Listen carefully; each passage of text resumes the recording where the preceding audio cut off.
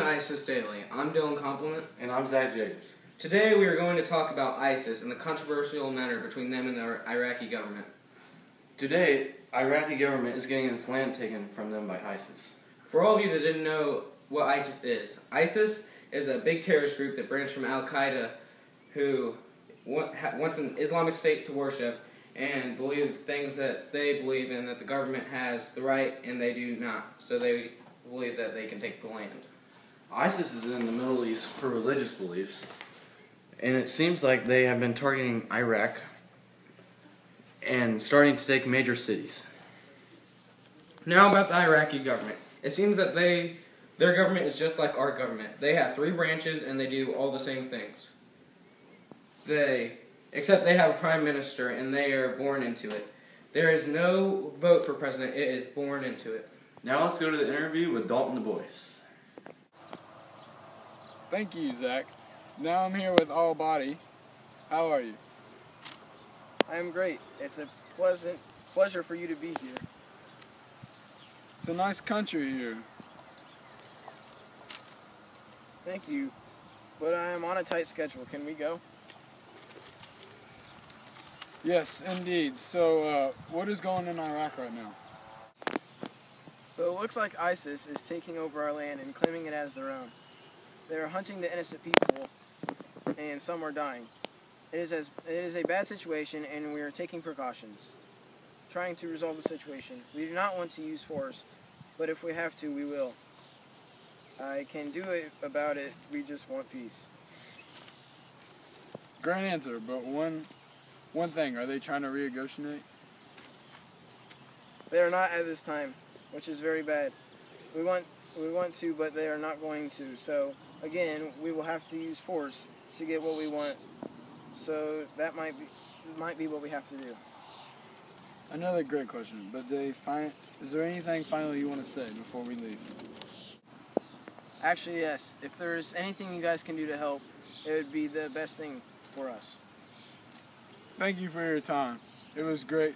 Now back to Dylan. Thank you, Dalton, for that wonderful video. Yes, that truly was great. Now please stay with us as we go on a quick commercial break. Hello. We have recruited many civilians and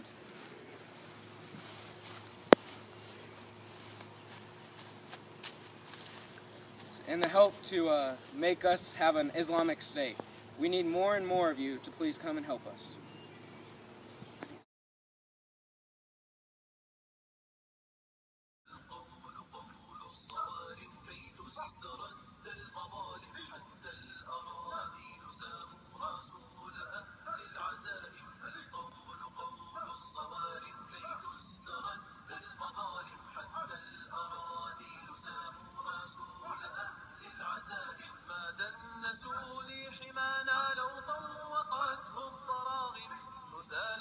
البغي صالت فأين عهد الحواسم ناسوا بأننا أبات نذود ذود القشاعم نحن الذين وطئنا بالخيل عرش الأعاجم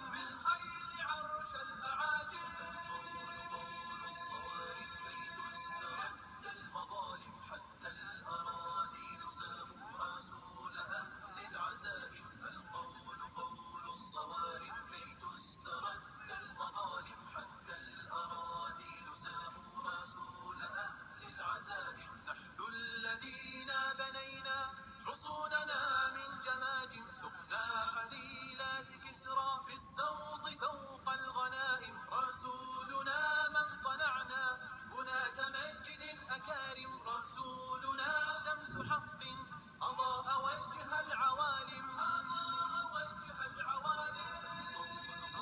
الصوارم كي تسترد المظالم حتى الأراضي ساموا رسولها للعزائم فالقول قول الصوارم كي تسترد المظالم حتى الأراضي ساموا رسولها للعزائم أنار مشكاة ليل من الضلالات قاتم وصاغ من بعض قوم جيلا مع الفجر قادم فحطموا رأس باغ وذللوا كل ظالم حربا على كل حرب سلما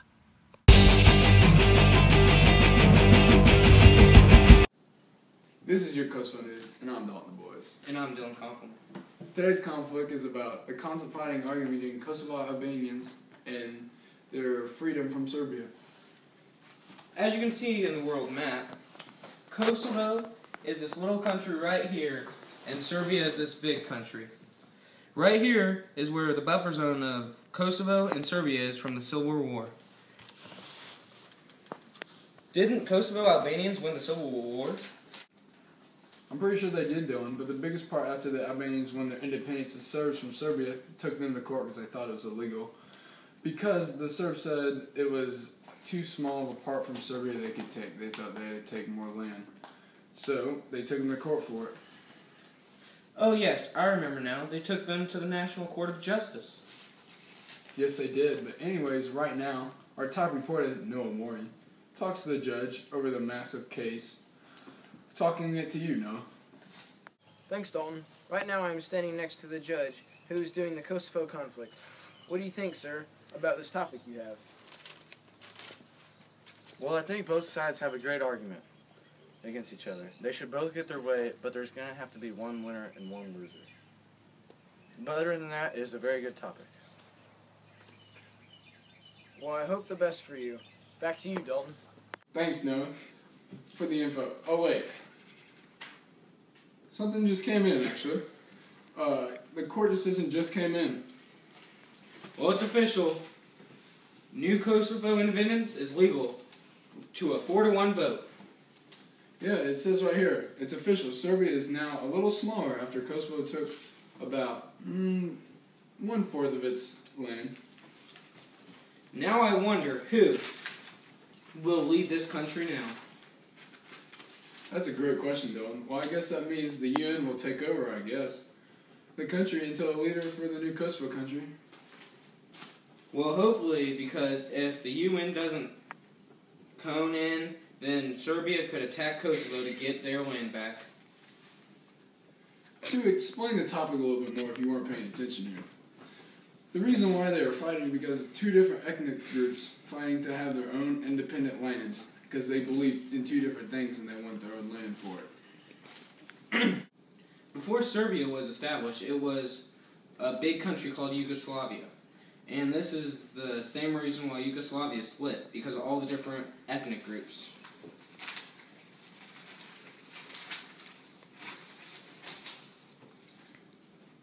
Yes, that's right. But here, to look at Yugoslavia, right here, this huge country right here used to be Yugoslavia. Now, it's split up into very many different parts right now. So, basically, that's what it looks like now. But anyways, this is your Kosovo News, and I'm Dalton Boys. And I'm Dylan Compliment. See you next time.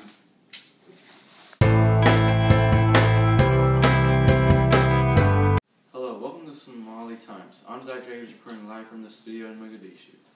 And Mogadishu is the capital of Somalia, right here on the coast.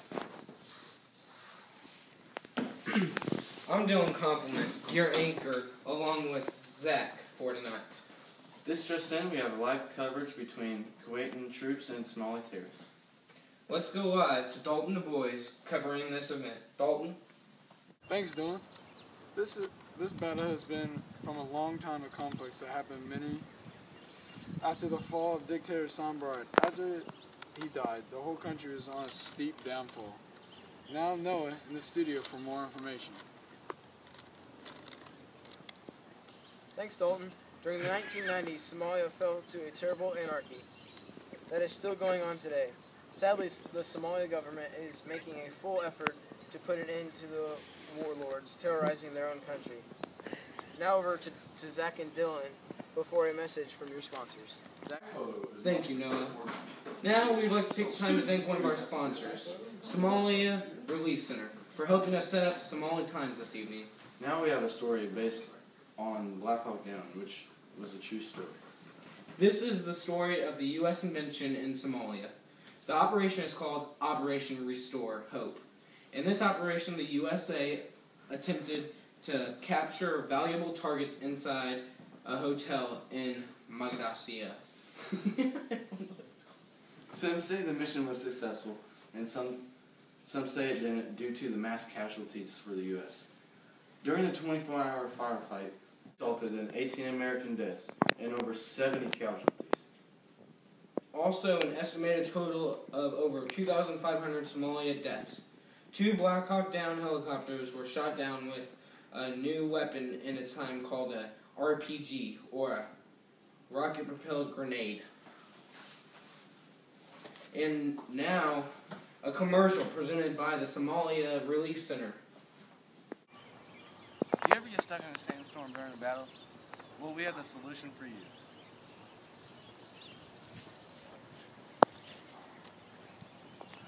It's called sand blockers. It helps you see during the night when there's a battle and during sandstorms. And when you're fighting against Somali terrorists, it helps you no matter what. Thanks to Somalia Relief Center for that great commercial break. Now we're going to have an interview with the leader of Al-Shabaab, who has decided not to reveal his identity for security reasons. I'm sending you to Dylan Dalton, interviewing him now. Thank you, Zach. So what is your goal as the leader of Al-Shabaab? Our goal is to bring down the Somali government and control the land for ourselves. Would you be willing to cooperate in a peaceful way with other countries? No, we strictly believe in violence, like our corresponders such as ISIS. Thank you for answering our questions. I'm glad for the opportunity. You heard it here. First on violence from Al-Shabaab. That was a great interview. Now we'll be presenting a short video as a recap of the conflict. Thank you, and good night. See you next time. The ruined city is brought back to life. This was us in Mogadishu in the bad old days. A battle round every corner. Today, it's transformed. Whistles instead of gunfire. The sound of building and of money. The Islamist militants who held half this city for years have been driven out. No, it's good. No, everything's good. We are feeling peace and comfortable life. So you're optimistic now? Yeah. A politician takes a stroll, unthinkable a few months ago. But almost everything needs fixing here, and Somalis are counting on the outside world. No running water, no electricity, no schools. What we expect from London is a real plan to reconstruct the city. You want money? Money. Of course, money. How much? Money, billions. But Somalia's long wars are not over. The front lines have simply shifted outside Mogadishu. These African Union and Somali government troops are now launching new offensives against the militant group Al-Shabaab. It's getting easier because now we are moving out in the open ground. Al-Shabaab in the open ground, they cannot match us, of course. We have more firepower than the Al-Shabaab. And so more families are on the move. What you see coming down the road behind us heading into Mogadishu are convoys, thousands of trucks and vehicles carrying civilians who are fleeing what they fear is an imminent offensive against Al-Shabaab. This is your Czechoslovakia news, and I am Noah Mori. And I'm Dalton Boys. Last night, August 21st, 1968, Soviet Union and the Warsaw Pact invaded Czechoslovakia in the city of Prague. The Warsaw Pact was, and still is, trying to take out the reformist groups in Prague. Here's the country of Czechoslovakia, and there's the city of Prague. The Warsaw Pact involves the countries Soviet Union, Poland, Hungary, East Germany, and Bulgaria. There have been reports that the Soviet Union was thinking about using nuclear bombs, but we have heard that these decisions haven't changed, and they will not use these bombs. Airborne troops, along with tanks, immediately surround the building of the Central Communist Party Central Committee. A couple hours after the attack, the invaders came in and took out the radio station. Besides the Czechoslovakian news, this is the main news for the public. And we're going to take a short break for this convenient commercial. Hi, I'm a leader of the Warsaw Pact looking for recruitments just like these two strong soldiers right over here.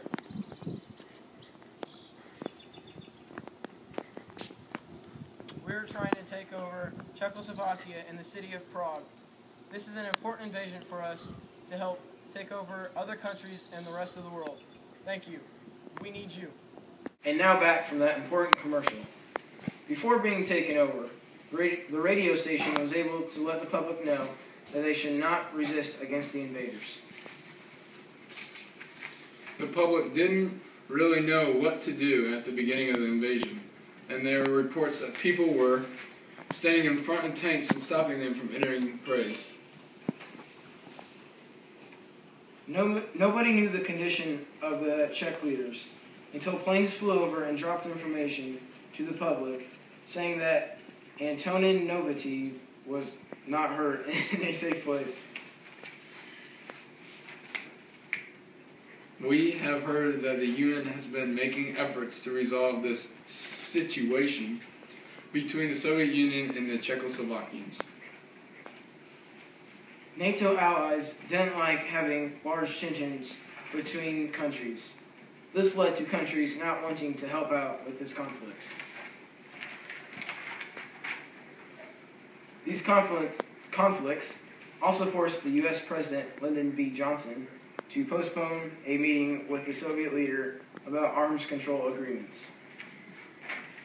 The outcome so far is that the Soviet Union has put power in the city of Prague. This was called the Brezhnev Doctrine. This also meant that Moscow had the right to control or intervene with any country who had a communist government. That's all for the Czechoslovakian news. I am Noah Mori. And I'm Golden Boys. Have a good night.